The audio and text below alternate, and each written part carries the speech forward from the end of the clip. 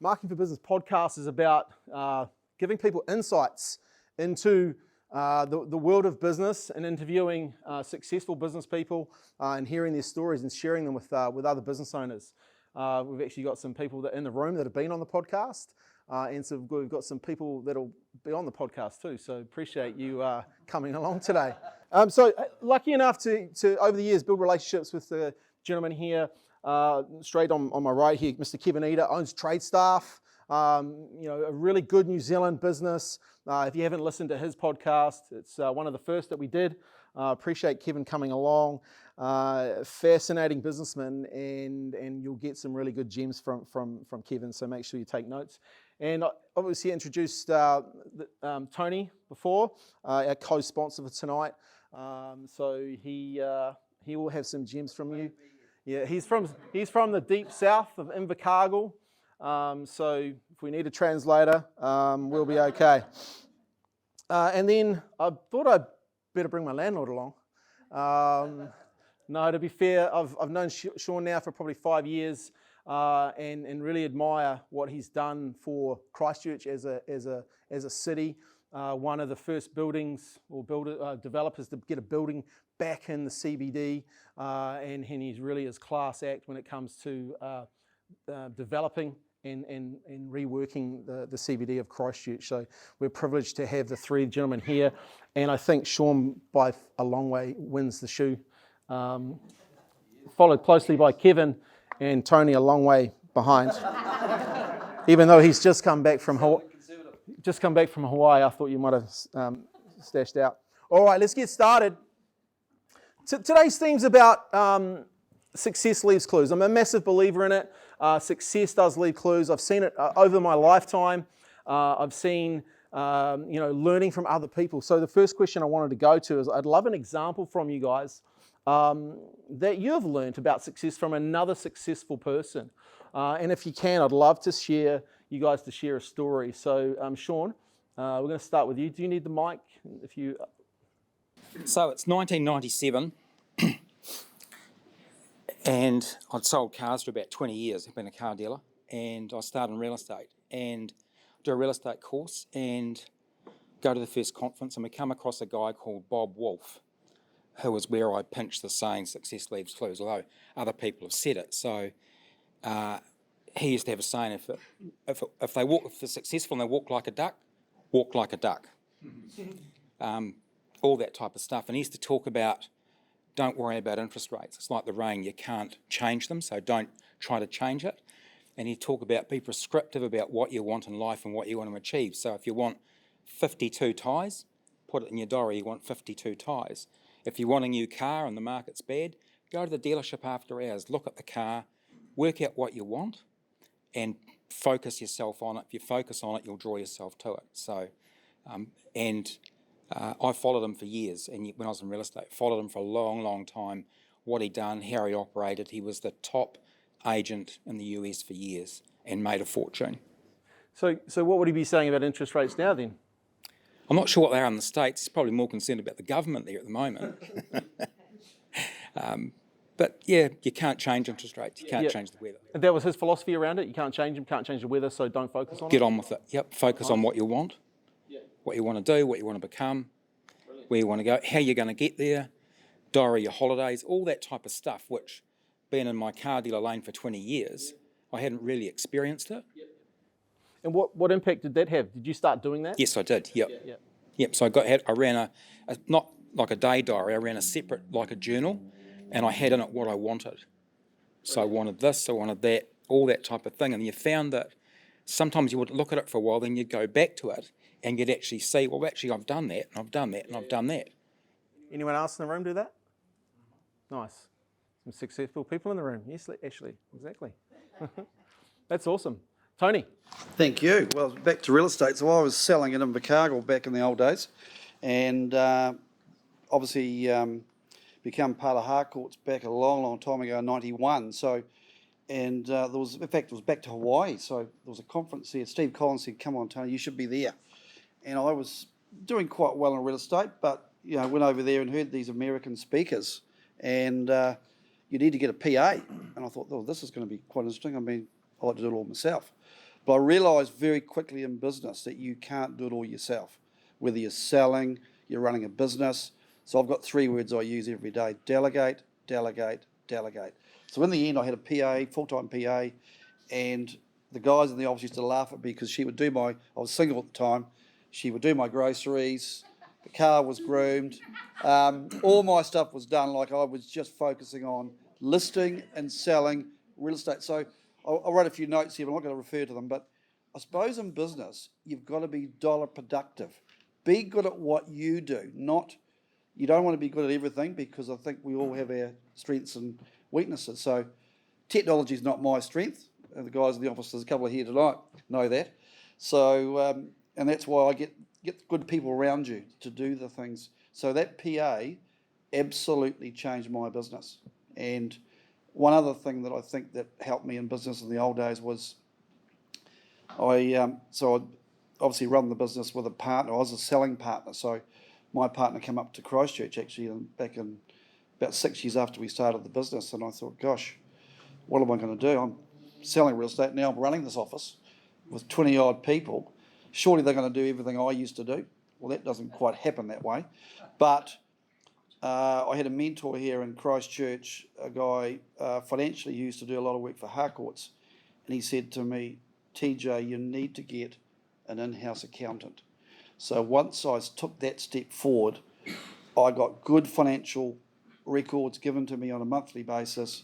And from that day on, I've kept, the business I'm running, doesn't matter what I'm running, good records can keep you ahead of what's going on. Good P&Ls. Yeah, nice. And when you say delegate, oh, now we've got some sound. Was that an expensive cost for you? Well, it was. I mean, you're sort of there. A PA, I suppose, in those days was probably not a lot of money now, but 25, 30 grand was a decent sized chunk of money. Yeah. This is back 100 years ago, 30 years ago. But look, over those next few years, I went to number 2 in Harcourts in New Zealand, and from Invercargill, so I could list 20 houses a month back in the day, and I couldn't have done it without the support. Yeah. And another guy ended up getting a buyer's agent, first probably to have a PA, probably one of the first in New Zealand really in those days. Awesome, thank you. Kevin? Well, my story is probably a little bit different, I guess. I started trade staff when I was 29 or so, and after 2 or 3 years, I realised that I was actually quite good at it. Yep. And the industry was just something that suited me.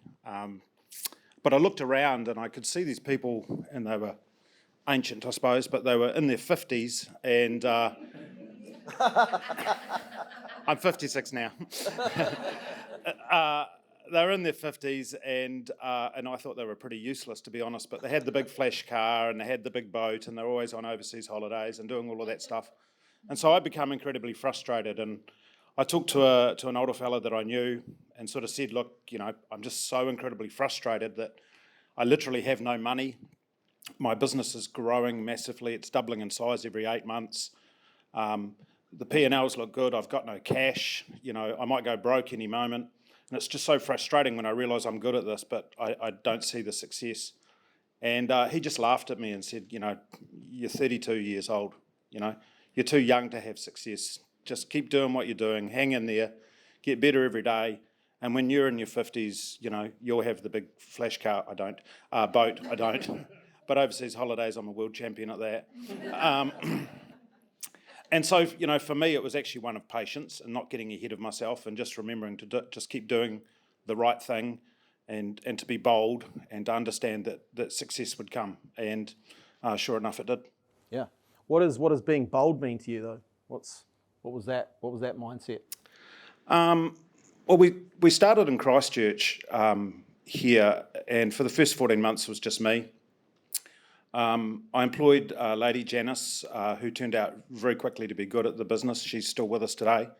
So the story behind that, though, you ran an ad for how long? I ran an ad in the newspaper. Unemployment was 9.5%. I ran an ad in the Christchurch Press saying I was looking for a needle in a haystack, and I got about 1,000 replies. And so about a month later, it was crazy, but about a month later, I put another ad in the paper saying, hey, I haven't forgotten about you. I'm ironically just too busy to interview anyone in a recruitment organisation, right? And so Janice faxed me, of all things, and said, I'm glad to hear you haven't forgotten about me, because I haven't forgotten about you either. When's my interview?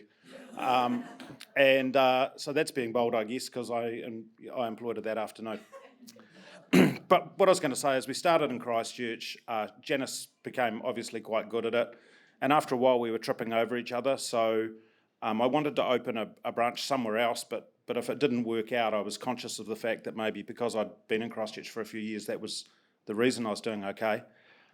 So we opened a branch in Hamilton, which was far enough away, but I felt similar to Christchurch with the rural connection. And I lived basically in Hamilton for 4 days a week for a year, and we grew that business into bigger than Christchurch.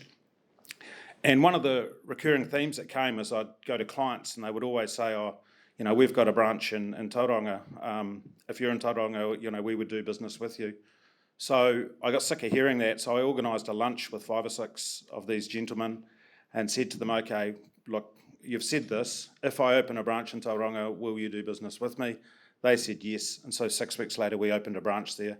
And then we just went a bit crazy, to be honest, and opened another 5 in the next 2 years, which is why I had no money, I suppose. But we were just bold in the fact that we worked out, amazingly enough, that it was an established industry here in Christchurch, but not in the North Island. I think most people in the Waikato actually think that I invented temping, that I invented recruitment, which we traded on quite a bit.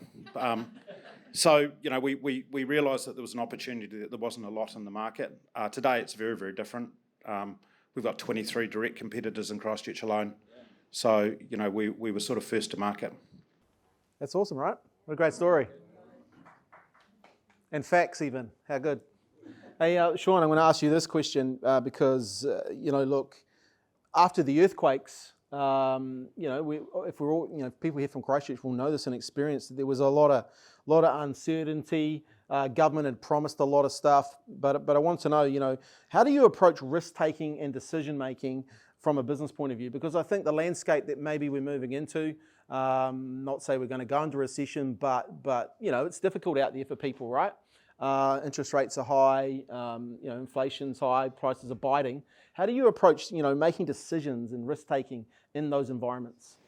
My risk appetite these days is a lot lower than what it was back then. But after the quakes, we lost 14 CBD buildings, and everything. We had 2 left, and everything we had was damaged. All the suburban stuff was damaged. Everything was damaged, and we'd done a deal with the insurer 8 months out from the quakes and got our cheque, loss of rents and a trust account, so we were sort of done. And we looked at rebuying in Auckland, and I just couldn't do it. We went up there and looked at some property. They all stacked up. This is all good. Looked at an apartment, and we just couldn't get it over the line. So we made the call to rebuild here, and the first building we rebuilt was the Jewellers on the corner of Mexican restaurant Jewellers on the corner of Manchester and Worcester. So we rebuilt it. Boom, she's built. Tenants moved in July 2012. On the 12th, and on the 26th, they announced the frame, the blueprint, which the building was going. So you built the building and then they canned it? Yep. It was fully tenanted, all set to go. Had a government tenant in it too. So then we started to rebuild Stranger's building, which has got Stranger's Lane and everything in it. So we get about foundations down, and they take us at the Atakaro, which was Sarah then, give us a call up. Said, I want to take you out for dinner, have a chat. So Dean and I go out for dinner and sit with them, and he says, look, we've got this. Don't like to tell you this, but we've just developed this scheme where you've got to have 7,500 metres of land to develop. Remember that silly rule they had? And we had like 700 metres. I could have punched the guy, and we said we can't do it. So we got dispensation to keep going, and we built that one. We restored the one next door, which was the Bollington House, and then we just kept building, just kept going. But we're at a stage now in life where, 60 plus, you fall over the handlebars, you don't get up again easily. But if you look back, if you're in your 30s, what would be advice to some of the people that are in the room, they're in their 30s going, hey, I like this property gig, You know, and especially the commercial side. Yeah. When I was in my 30s, I used to buy everything I could buy. The debt level didn't worry me. The LVRs didn't worry me. As long as I could service them and buy the property, I just kept buying. You know, if you found some old guy retiring as a landlord, had a block of flats or something, you'd leave most of the money in, bang, I'd be straight on him. And you get it banked, and then 5 years later, the market's, risen, the rents have risen, you've improved the property, a bank will take it out, and you've just picked up that equity in it. Yeah. I remember you saying on the podcast you always tried to buy 2 or 3 of them at the time. Yes, yes. Tony, I'm going to ask you the same question. You had an interesting scenario because you came to Christchurch 12 months before the earthquakes, invested in a business, and you got a phone call after the earthquakes from your Invercargill lawyer. What did he say to you? He said to me, Tony, pack up and come home, because my old business partner went to Christchurch and took his own life probably about 15 years earlier. So he was a bit worried that I was going to be... So I'll just roll the story back a wee bit. So 2009, I get a call from the girls that own this business. I'm happily in Invercargill running a business down there. They said, Tony, we did tell you we'd give you an opportunity. We're going to give you 10 days. You need to fly up this week, talk to us. If you want to buy it, you need to be on the case. So I flew to Christchurch, running a successful business down south. I had a Harcourts franchise in Invercargill, Gore and Wanaka. So I was giving up quite a bit to come up. So anyway, I made a decision within a few days. Yep, we're buying it. I was in Christchurch about 2 weeks later, running a whole new business that I didn't know the people. So it was a big call to come to a new area that you knew no one, apart from a few of the business owners that probably didn't like me coming up here. And I got the word that got back to me was, what's the Southern farmer in gumboots going to do in the middle of Fennelton? That was my motivation speech. So I quite enjoyed that. And how did you relate to people? Like, Well, my biggest one was just to connect with the people. So I had a lot of coffee in that first couple of weeks. I was coffeeing. Actually, one of the guys said to me, Tony, you've only been here 6 to 12 months. Brian Buckingham, who works in his office here, and he said, how do you know so many people? I said, when you go to Aikman's and number 4, 3-4 times a week, you meet a lot of people. The life of a real estate agent. So you asked another question. Sorry, I got sidetracked. It was around, your approach to risk-taking, decision-making. Well, I mean, I suppose that was, Especially even now. I did back myself those days. I mean, we run a reasonably good business down south. I thought, well, I like the idea of a challenge. Oh, you can't do it in Christchurch. You've done it in Invercargill. I thought, well, it's not much different. It's a people business we're in. If you're good to people, they'll be good to you. So my attitude was come up, create an environment that's successful, have a bit of fun, because I don't like doing anything now unless I'm having a lot of fun, create a bit of culture, and get on with it, Yeah. You're big on culture, right? Huge on culture, yeah, I am. Yeah. What's your favourite saying? A bit of fizz in the Coke. Bit of fizz in the Coke. So Tony runs sessions here on a Tuesday morning. We've got a couple of agents here in the room, actually.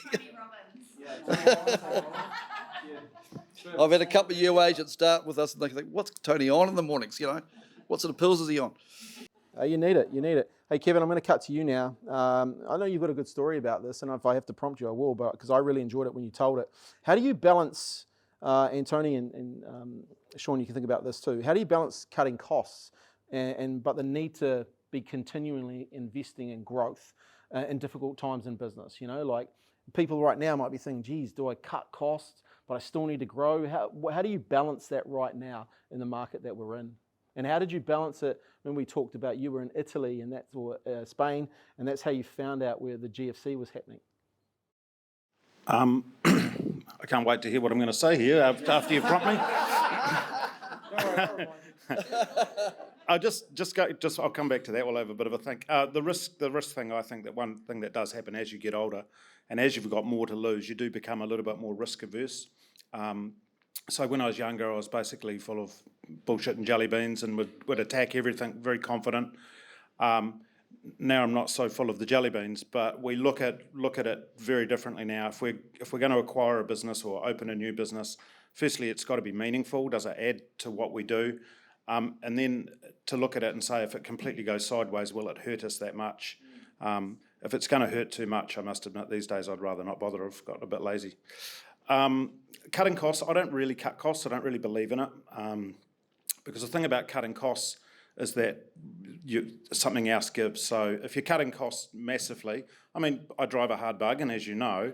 But if you're starting to go through things and chopping costs, then I would look at what you lose. Do you lose your service proposition, or do you affect the well-being of your staff, or what comes from that? So I personally tend to look at the other end of it. For me, my business is driven on our GP. I focus massively on our GP. I believe that revenue is basically for vanity. Profit is what, buys my kids shoes. Nothing as fancy as those. And so I tend to focus more on the GP. And I think what you're alluding to is that, I was in Spain. I went to the Santander Bank in late 2007, and they'd closed all the ATMs, and you had to line up in a big long line, and the most you could draw out of a bank account was €100 at a time. So when I got back, I realised the world had changed, the GFC had arrived. So what I did is I looked at what business we were doing and realised that a lot of it wasn't particularly profitable. So when everyone else was discounting and chopping, I just put our prices up. I put them up right across the board. And basically, I figured that business would probably drop by about 10%. So I sort of put up our margins by 15%. And by the end of 2009, when all the international agencies had closed their offices and buggered off, we were more profitable than what we had been in 2007. No, good. Who's going to raise their price coming tomorrow? Put up your hand. We've actually done it over the last couple of years as well. We do actually openly tell our clients that we are the most expensive recruitment agency in New Zealand. And if you're going to say that, you have to be able to say why, and that is basically because, in the last couple of years, we all know about skill shortages, and people say to me, you must be the busiest guy in Christchurch because everyone wants staff, and my response is I don't have any. We've been a pub with no beer for the last 2 years. So if we're going to do less business, we need to make more from it. The great benefit of that is that now things are picking up for us. We're still 25% down on what we were pre-COVID, but we'll make more money this year than we did pre-COVID. That's awesome. Tony? In terms of cutting costs, obviously after the earthquake, we did react pretty quickly. So I think we got a call from our Harcourts franchise manager in Auckland, Joe Clifford. He said, Tony, do you know this is going to be a real tough time for you guys? We're predicting you're going to do about 25% of your business you did last year. So we're all sort of sweating a bit. So I went out and I talked to Mike Mullins was their CFO there, and I said, TJ, you're not going to get any money off the guy that owns this building here was a Korean guy, and he won't do anything with the rent. So I said, no, we're going to have a talk to him. So I asked him for 3 months discount. Sure enough, we asked. If you don't ask, you don't get. He gave us a 3-month discount on the rent. We went to our photocopy suppliers. We got every single person that dealt with us, we got a discount. So you can get it. And my old saying is sometimes you've got to eat the frog and do the things that you may not want to do. So if you're running a successful business, sometimes you've got to do things. And one of the other things too is we had an office in St Albans. In fact, that's where our office is now. At that stage, we were paying huge rent. The guy that I bought the business off had developed the building, Mr. Ken Sharpland. So he'd hydraulic the rent up. So we took it as an opportunity to get out of that lease. And at the time, we got 100,000 key money at the time, which was pretty good money. And we all relocated here to Wylam too. So from that day on, I think you can actually just control your costs, but also my philosophy is if you want to run a good business, you should be actually owning the property that you're running from. So my sort of story is that, we like to own our buildings. So, so obviously if you're running a business, you've got to pay rent somewhere. Sean, you might not want to hear that, but, obviously there's a lot of owning your own buildings, So I own a lot of our Holmwood buildings that we own, and we've got pretty good. This one here's, and gear back to this Korean guy that owned it. Mike said to me, he won't sell it, Tony. So in 2013, we approached him. Oh, no, not for sale, but everything's for sale at the right price, isn't it? So we went to a price that we went to, and we probably paid a lot more than we should have, but guess we owned the building. So, yeah. You do something quite unique as well, though. Like you probably, from a marketing perspective, you run your own marketing team. You have your own printer. You've got an amazing setup back there. I think one of the things, the guys that are in here, they know how that works, but one of the things with Holmwood, they've always had great training and great marketing, and I wanted to make sure we carried that on. So I think, Janelle, are you here still? Yep. Janelle runs our marketing department. It's pretty special what we provide here, isn't it, in terms of marketing? And I know there's other companies in town that do their own stuff too, but I think our stuff, guys, you're here, you can tell me if I'm out of line here. It's fantastic to get video content. Yeah, video content, but also the material we produce in-house. It's pretty smart, isn't it? I think in business you've got to have a wee edge. Yeah. So when I say to people, if an agent's coming to see me, I say, look, what are you looking for? And they always say, I want good training, Tony, and good marketing and a great culture. I say, it's your lucky day, we can all do all three. So, but marketing and training is big for us. Nice. Sean? Any business has got both cost centres and profit centres, and you've got to look at both. And what we've done in the last 12 months is looked at our cost centres, our profit centres, and then because we have such a wide, diverse portfolio, we've looked right across the portfolio and we worked out where the synergies and the scalability. And we've had, in the last 12 months, anyone that's put their prices up more than we think is reasonable, we've actually gone back to them and said, look, do you want to revise those or not? Because we're going to put them out to tender. And we've put some of them back out to tender and got a better result. And it all works. You have to think of all those synergies and all those that are in your business already, where you already got stuff that's operating as happening, and can it all fall in sync and can you save money? Yeah. And the other thing I do is, I have done for years, is they're not checks these days, but they're on a big list of things, but I check every single one that goes out, just so you know what's going out. Yep. We had someone the other day bill us $1,200 for a door handle, and they'd made, It wasn't right. it should have been $280. Oh. But it's easy when you're busy just to look over that stuff. Yeah, especially if you're looking at big numbers, right? You're constantly. And it's all money down the drain. Yeah. Was that a mistake? It was a mistake. Yeah. Could have been a nasty one, but it was a mistake. Yeah. So cost centres, profit centres, and then if you can get that stuff in line to fall into synergies and you get scalability, then you can really save some money. Yeah, nice. Does anyone have any questions? Anyone got something burning they'd like to ask? When we comment? This is not a Harcourts advertising. No. I realise that. No. I just want to say about, I came up with an idea about 2 years ago to run what we call a super start for our team. So in other words, have some high quality speakers. And I thought, well, this is going to cost quite a bit of money. So why don't we go to our suppliers and see if we can get a bit of sponsorship? So we've gone to the press and, realestate.co and trade me's and so forth. And we had John Kerwin last year. We had some pretty good speakers this year, didn't we, guys? But a lot of it was, sorry? Josh Coman, fantastic speaker.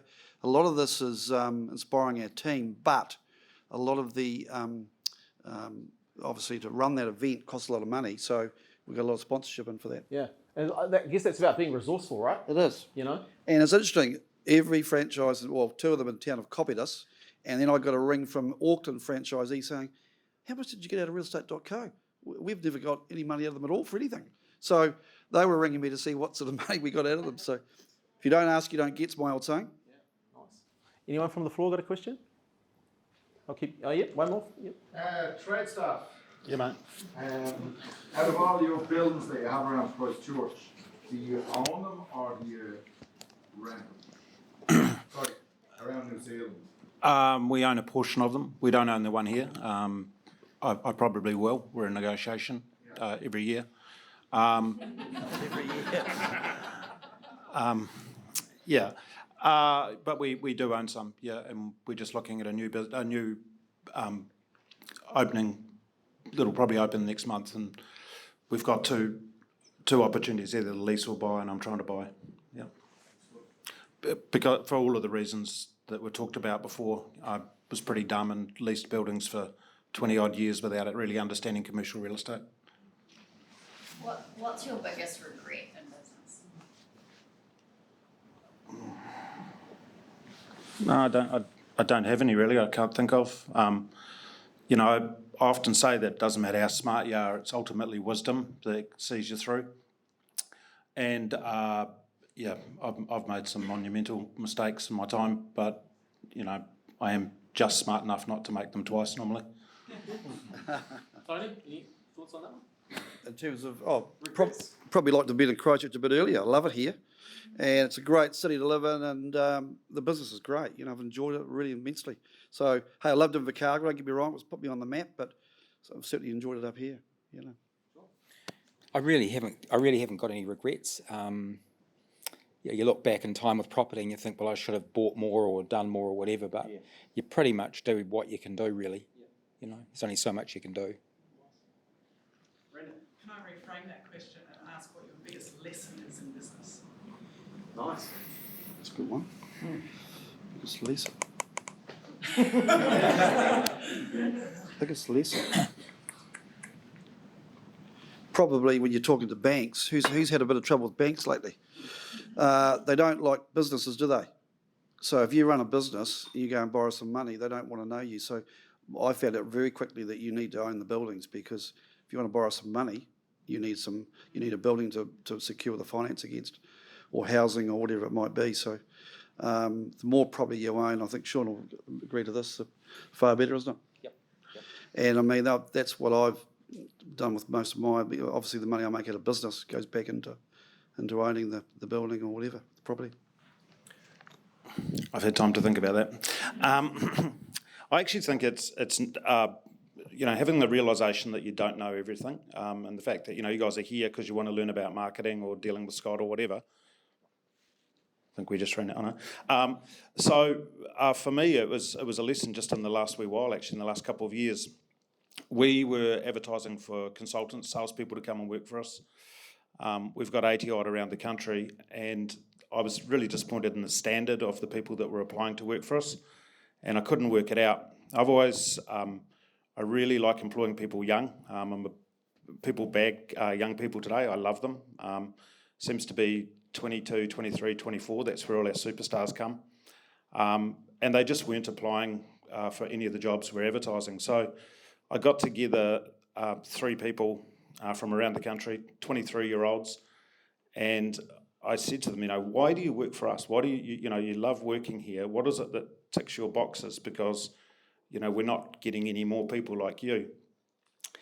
And what we drilled down to was basically our recruitment ads. We were selling trade stuff as a company and as a career opportunity. And so I would say, the 3 of them were sitting there, and I said, okay, cool, look, New Zealand owned and operated. And they're like, yeah, sounds limiting. Okay. But been in business for 27 years, yeah, you all sound old and fuddy-duddy, right? So all of the things that we were trading on, they found irrelevant. And so I'm like, all right, cool. Tell me what it is that you want in the workplace. You're young, you know, what do you want? And the first thing they all said was that they wanted to know that they were being listened to, that their opinion mattered. They wanted to be respected, they wanted to feel safe, and they wanted to learn, all right? And we weren't using any of those phrases whatsoever in our internal advertising to work internally for us. So we drafted together an ad with them sitting around the table, whacked it up on the internet and all that, and yeah, the quality and the quantity of the candidates that are coming to us is like tripled. So, you know, if I want to employ 23-year-olds, I'm maybe not the best person to talk to them. What a great example of like talking to your people, right? And success leaves clues inside that, right? You got your best people around and sat them down and asked them, hey, what do they want? And look, I think that's a credit to, you know, just listening and caring. And I think that's a big part of it, right? It's fair to say when they first started saying that they wanted to be listened to and have their opinions respected, that I was, yeah, I came to it eventually. And to be fair, you have some superstars there, you know, the likes of Emma and Kim and those girls. They are superstars at what they do, and they're young age running a pretty successful side of your business. Yeah, it turned out that we've got 4 or 5 people in the company that we celebrate success. We have what we call the Trade Staff Living Legends. There's now 9 of them. Basically, that's throughout the country. They are basically without question those people. We have annual awards, which everyone makes a big fuss about. But I realised that a whole bunch of our stars we got when they were 23, and so I started looking at that, or Michael Jordan thing, I suppose, I don't know, but you know, 23 seemed to be the number, and so you know, the focus then was to, right, how do we get more of those? Yeah, and you know, and we worked really hard at that. So we've got one guy, his name's Tom Hill. We employed him when he was 23 up in Hamilton. Today, his business unit, he has 8 full-time directs, running about 280, 300 temporary staff a day, with a business that turns over $16 or $17 million. He's only just 27 now. Perfect. How good. Nice. Hey, any other from the floor? I've got time for one more. One, Dennis. So where does wisdom come into it with a 23-year-old? Dangerous ground. That's me as a mentor, a lot of it. Allowing to make small mistakes, but not big ones. And we do that with all of our young people. So when they start with us, they go through a bit of a period. Everyone that starts with us goes through a bit of a period, and we give them, the basic training and all that. And then after about 6 weeks or so, we have what we call the masterclass, and they spend that day with me. And that basically, as a group, and basically we say to them, look, forget I own the company. I'm just the funny-looking old fella that's been around a while that knows a whole bunch of stuff around this industry. So there's a lot of war stories, showing them the why. I'm a big believer in not so much showing them the how, but the why. Why do we do it like this, and what difference does it make? And then checking on them. I talked with everyone that starts with us in the first 12 months. I talk to at least once a month, and that's in a, I won't tell your boss on your situation. And we very much have a no secrets policy. The only time I lose my rag these days at work is if I'm surprised by something. And so, we're going through our process at the moment of budgeting for the year, and that's done in consultation with Tom, for instance. And I'll throw out a number of what I want. He'll then give me all the reasons why he can't. We'll meet somewhere in the middle. And then I hold him to that on a monthly basis. So, like you were saying before about the numbers, I know every day, I know exactly how we're trading, where we're at, where we've got problems, where we're going well. And so the wisdom basically comes from getting to hang around with people that have got wisdom, I think. Tony. In terms of growing your business, though, I think that's what some of the comment there about growing a business in a tougher market. This is an opportunity to really grow your business. I've always believed that if you're not growing, you're going backwards. So, the old story, there's always opportunities in a market like this. Hey, when I come to Christchurch, my general manager of property management, she was running 100 properties, and she knew all the owners intimately.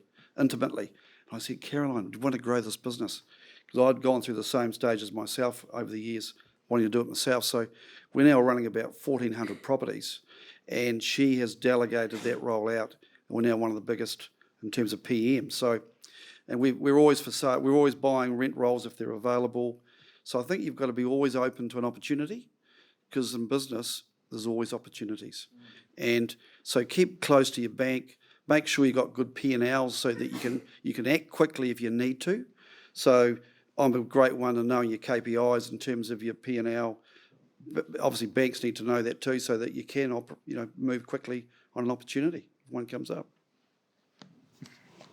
What was the question, Scott? Wisdom.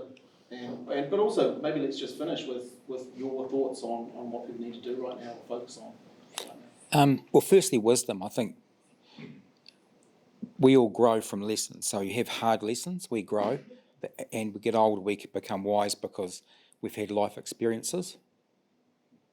And Tony's right about opportunities in a hard market like we're in now, where banks aren't lending to most people. If you're in a position where you can buy something, there's really good opportunities there. Yeah. And tough markets don't last, but tough people do. So, that's a good one too. If you just focus, you'll get there. It's writing goals, it's doing stuff, and I want to go there. That's where we're going. Perfect. Guys, that concludes this part of the evening. But really appreciate you coming along. We had 90-something odd people book, but you guys turned up, and I really, really appreciate that.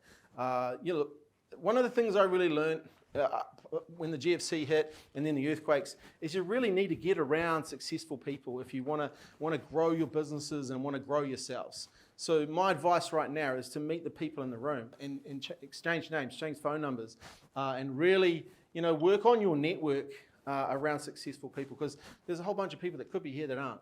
but you're here with a group of successful people. So take a pat on the back. And once again, I just want to say thank you to Tony and the team from Harcourts Holmwood. Really appreciate you taking a punt and helping me put this event on.